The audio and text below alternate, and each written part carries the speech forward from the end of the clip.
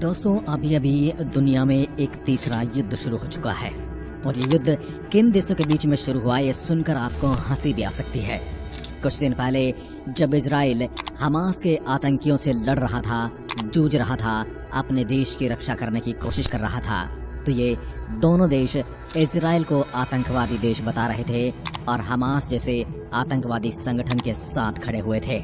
दोस्तों, ये दोनों देश हैं ईरान और पाकिस्तान, क्योंकि दोनों एक दूसरे के उन ठिकानों पर हमला कर रहे हैं जहां पर आतंकवादियों के अड्डे बताए जा रहे हैं। ईरान पाकिस्तान को आतंकवादियों का पनाहगार बता रहा है, तो वहीं अब पाकिस्तान भी पलटवार कर रहा है। आतंकवादी को खत्म करने की ये मुहिम कहीं दोनों देशों के बीच युद्ध न शुरू करवा दे, क्योंकि दोनों देशों में बेइंतहा आतंकवादी पल रहे हैं।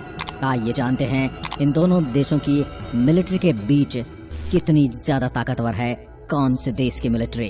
पाकिस्तान के दक्षिण पश्चिम में बलूचिस्तान पर आतंकवादियों के ठिकानों पर ईरान ने मिसाइल और ड्रोन से हमले कर दिए हैं और ईरान ने कहा कि वह पाकिस्तान में आतंकी ठिकानों को निशाना बनाकर उन्हें खत्म कर देना चाहता है। इसके बाद पाकिस्तान ने ईरान में मौजूद बलूच आतंकियों के ठिकाने पर हमले करने का दावा कर दिया है। पाकिस्तान ने भी फाइटर जेट्स और मिसाइलों के जरिए बलूच आतंकियों के अड्डों को निशाना बनाया है। कुछ दिन पहले जो दोनों देश एक दूसरे के साथ मिलकर एक नारा लगा रहे थे, तेरा मेरा रिश्ता क्या, ला इलाहा इल्लल्लाह, अब वह न जाने नारा कहाँ चला गया और ये दोनों ही एक दूसरे को आतंकवादी कहकर एक दूसरे पर टूट पड़े हैं। ईरान अपनी सेनाओं को पाकिस्तान से सटी सीमाओं की ओर भेज रहा है। पाकिस्तान ने भी इसी तरह की तैयारी शुरू कर दी है। पाकिस्तान ने भी अपनी सेनाओं को ईरान के बॉर्डर की ओर रवाना कर दिया है। क्या दोनों देशों के बीच एक बहुत बड़ी जंग शुरू होने वाली है? आइए जानते हैं इन दोनों की मिलिट्री में कितनी ताकत है और कौन किससे बेहतर है। आगे बढ़े उससे पहले आपको बता दें कि अभी फिलहाल दुनिया में 4 देश पहले से ही युद्ध में झोंके हुए हैं, जिसमें सबसे पहला युद्ध जो कि 1 साल से ज्यादा पुराना हो चुका है वो है रशिया और यूक्रेन के बीच चलने वाली लड़ाई, जिसमें एक तरफ अमेरिका सपोर्ट कर रहा है यूक्रेन को और दूसरी तरफ रशिया उससे निपटने की कोशिश कर रहा है। उसके बाद जंग का दूसरा मोर्चा खुलता है इजराइल और हमास के बीच। ये हमास एक आतंकवादी संगठन है और इजराइल एक देश है जो अपनी संप्रभुता और अपने नागरिकों की रक्षा के लिए इनसे लड़ रहा है। जब इजराइल और हमास के बीच तनातनी चल रही थी, इजराइल ने पलटवार किया तो ईरान और पाकिस्तान दोनों ही हमास की ओर खड़े दिखाई दिए और दोनों ने इजराइल को तबाह करने की धमकी तक दे दी थी और उन्होंने कोशिश की थी कि सारे इस्लामिक देश इकट्ठे होकर इजराइल के खिलाफ कोई कार्रवाई करें, लेकिन ऐसा हो न सका और अब ये दोनों ही आपस में गुत्थम गुत्था हो चुके हैं। ग्लोबल फायर पावर की मिलिट्री स्ट्रेंथ इंडेक्स की नई लिस्ट के अनुसार पाकिस्तान दुनिया की 10 सबसे ताकतवर मिलिट्री वाले देशों में नंबर 9 पर है, जबकि ईरान 14वें स्थान पर आता है। आइए जानते क्या है इनकी ताकत और क्या है इनके हालात। पाकिस्तान मौजूदा मैन पावर से लेकर रिजर्व और पैरामिलिट्री हर मामले में ईरान से बेहतर नजर आ रहा है। पाकिस्तान के पास मौजूद मैन पावर 10.64 करोड़ है, जबकि ईरान के पास 4.90 करोड़। वहीं पाकिस्तान के पास सर्विस के लिए फिट 8.42 करोड़ लोग हैं, ईरान के पास 4.11 करोड़ लोग हैं। पाकिस्तान के पास 6.54 लाख एक्टिव पर्सनल हैं, ईरान के पास 6.10 लाख हैं।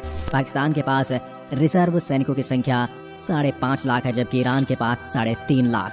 पाकिस्तान के पास 5 लाख की पैरामिलिट्री फोर्सेस हैं, जबकि ईरान के पास 2.20 लाख की। यदि इनकी हवाई ताकत का अंदाज़ा लगाएं तो पाकिस्तान के पास कुल 1434 एयरक्राफ्ट हैं, जबकि ईरान के पास 551।